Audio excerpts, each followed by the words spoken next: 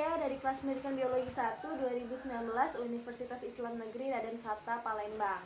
Nah, jadi pada video kali ini kakak akan menjelaskan tentang materi protista, di mana pada pertemuan sebelumnya kakak sudah menjelaskan. Nah, untuk video kali ini pada pertemuan kedua kakak akan melanjutkan pemaparan materi mengenai Kingdom Protista dan juga perannya gitu, peran menguntungkan dan merugikan protista ini dalam kehidupan sehari-hari. Nah, jadi sebelum kakak melanjutkan penjelasan dari materi kita pada hari ini, yaitu mengenai peranan menguntungkan dan peranan merugikan dari protista. Nah, jadi kakak akan membahas atau mengulas kembali materi kita pada pertemuan sebelumnya, yaitu mengenai pengertian dari protista, karakteristik dari protista, serta klasifikasi dari protista. Nah, ada yang masih ingat nggak sih? Nah, jadi protista adalah suatu organisme atau sekelompok organisme pada Kingdom Protista. Nah, jadi protista ini ternyata itu diusulkan pertama kali oleh George Adolphus, yaitu seorang pakar biologi asal Jerman pada tahun 1830-an. Nah, jadi sekarang kita tahu kan protista ini tuh pertama kali diusulkan oleh siapa, tahun berapa, siapa nama pengusul gitu. Nah, jadi selanjutnya kita ke karakteristik dari protista. Nah, jadi karakteristik dari protista itu banyak sekali yang bisa kita cari-cari gitu kan. Jadi apa aja sih? Jadi yang pertama itu protista bersifat uniseluler dan multiseluler. Jadi uniseluler itu apa sih dan multiseluler itu apa gitu.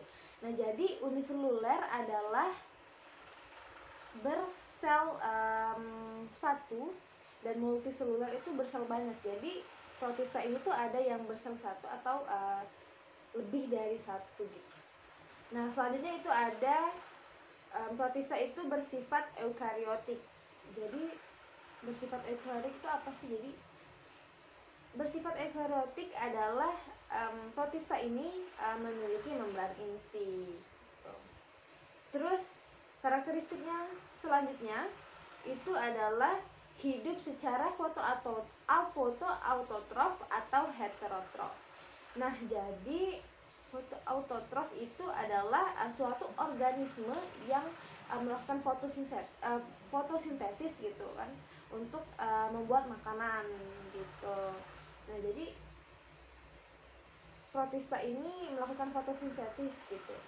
Nah, lalu ada heterotrof. Jadi heterotrof itu organisme yang tidak bisa membuat makanannya sendiri. Selanjutnya itu protista bersifat aerob atau anaerob. Nah, dan juga protista ini bereproduksi secara aseksual dan seksual. Selanjutnya kita akan membahas tentang klasifikasi dari protista. Nah, adik-adik udah ada yang tahu belum atau masih ingat gitu apa aja sih klasifikasi dari protista ini gitu? Apa? Ya, jadi protista ini itu diklasifikasikan menjadi 3. Apa aja? Jadi yang pertama adalah protista mirip jamur. Terus yang kedua ada protista mirip hewan atau disebut dengan protozoa. Dan yang ketiga itu ada protista mirip tumbuhan atau yang kita sebut itu algae. Nah, jadi kakak akan membahas atau menjelaskan sedikit gitu apa sih gitu dari klasifikasi dari protista ini gitu. Jadi yang pertama itu ada protista mirip jamur. Nah, yang pada pembahasan pada pertemuan sebelumnya itu kita udah membahas gitu karakteristik. Nah, jadi sekarang kita akan mengulas kembali biar kita semua tuh ingat gitu. Jadi yang karakteristik yang pertama dari protista mirip jamur ini itu bersifat eukariotik, terus tidak memiliki klorofil, dapat menghasilkan spora dan bersifat heterotrof gitu. Nah, jadi protista mirip jamur ini ternyata diklasifikasikan lagi nih menjadi 3, yaitu yang pertama ada filum Mysomicota. Itu contohnya itu adalah Pisarium sp. Terus yang kedua itu ada filum Oomycota. Itu contohnya Plasmopora viticola. Terus yang ketiga ada filum Acrasiomycota. Itu contohnya ada Dictyostelium discoideum. Nah, selanjutnya kita akan membahas mengenai klasifikasi yang kedua, yaitu protista mirip hewan. Nah, jadi kalau namanya itu berarti kan kayak mirip hewan gitu. Nah, jadi karakteristik dari protista mirip hewan ini itu yang pertama ada uniseluler dengan ukuran tubuh 10 sampai 200. Tidak memiliki dinding sel, terus juga pada umumnya bersifat heterotrof atau tidak bisa membuat makanannya sendiri gitu. Terus hanya sebagian kecil saja yang bersifat autotrof yang bisa membuat makanannya sendiri gitu. Terus protista mirip hewan ini tuh hidup bebas sebagai parasit gitu. Sebagai parasit juga protista mirip hewan ini reproduksinya secara seksual atau aseksual dan pada umumnya memiliki alat gerak gitu untuk bergerak.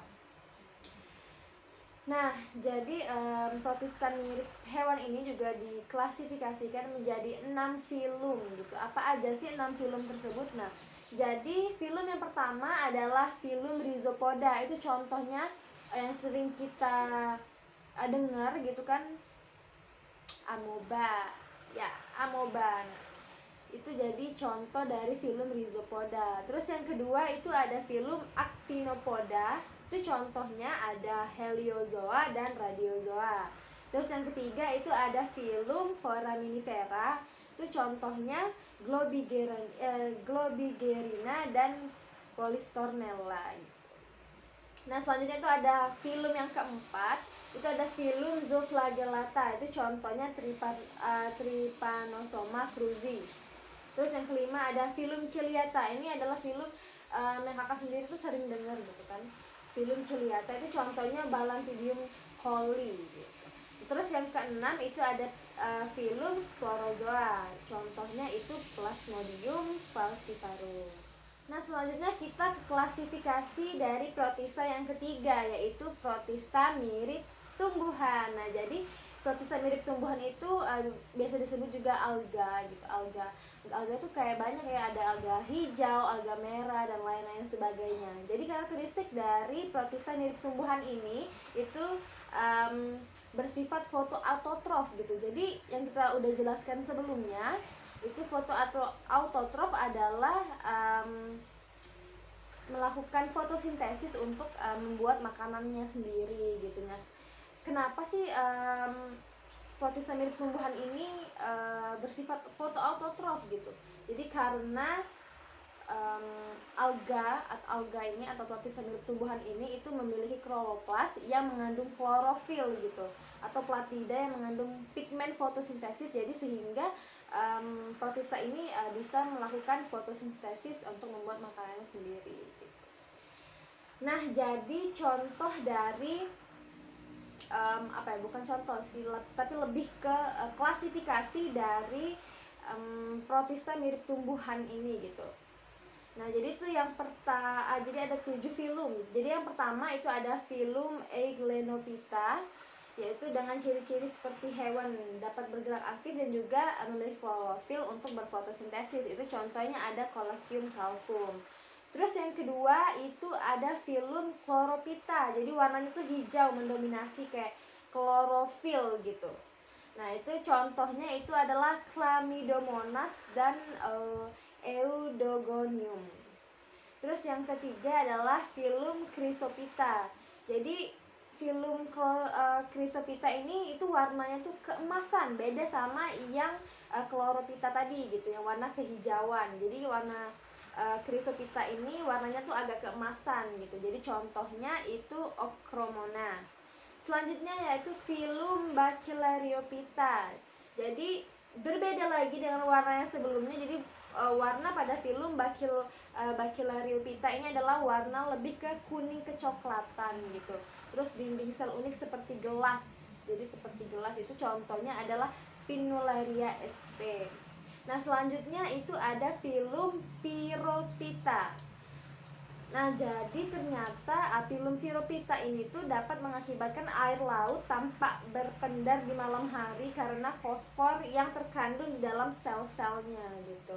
Jadi contoh dari filum Pyrrhopita ini itu adalah Gambir discus toxicus gitu. Nah jadi selanjutnya itu ada filum Phaeophyta dengan warna coklat, hampir sama dengan dengan warna filum Bachylorophyta dengan agak kecoklatan sedikit gitu kan. Jadi filum Phaeophyta ini warna coklat karena adanya pigmen fucosantin yang menyelubungi warna hijau klorofil gitu. Contohnya adalah Turbinaria decurrens.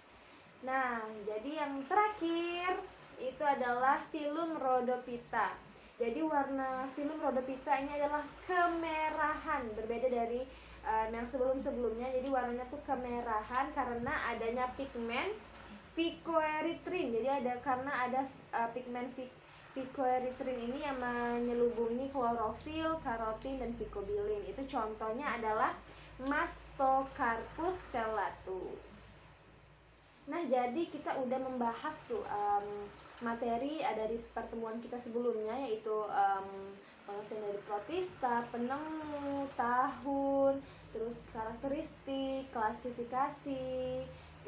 Terus tadi klasifikasinya ada 3. Itu yang pertama ada protista mirip jamur, ada protista mirip hewan atau protozoa, terus ada protista mirip tumbuhan atau alga yang masing-masing memiliki klasifikasinya tersendiri yang sudah kita bahas tadi. Nah jadi selanjutnya kita akan membahas nih materi kita pada hari ini, yaitu mengenai peran menguntungkan dan peran merugikan protista dalam kehidupan kita sehari-hari.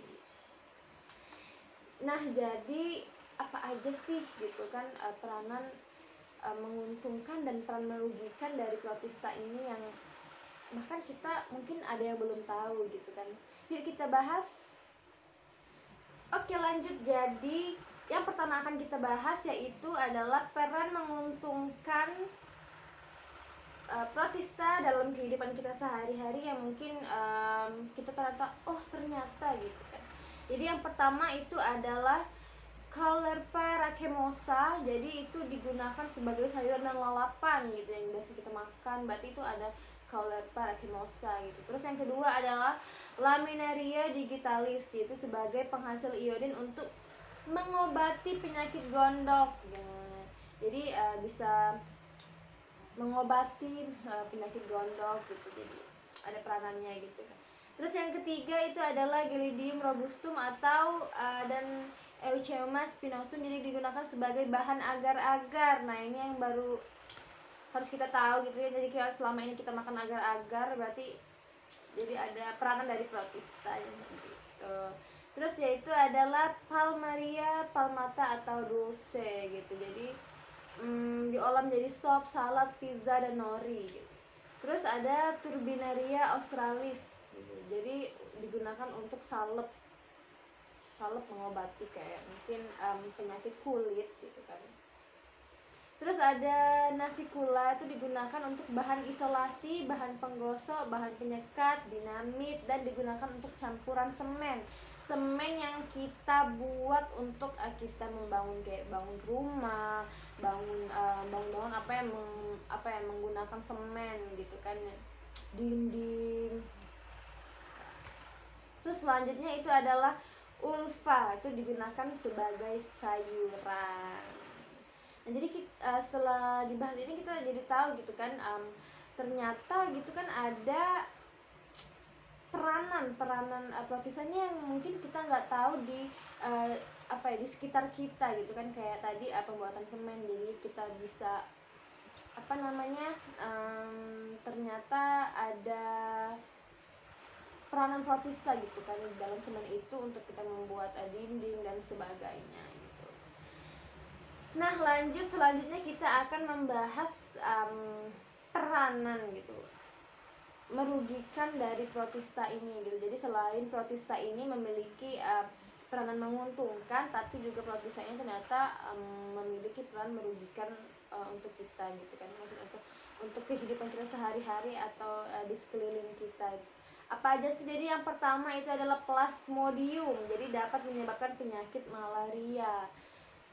Ternyata ada juga nih peranan dari protista ini untuk membuat kita jadi menyebabkan penyakit malaria seperti itu. Terus yang kedua itu adalah Trichomonas vaginalis, ini menyebabkan keputihan pada wanita gitu. Jadi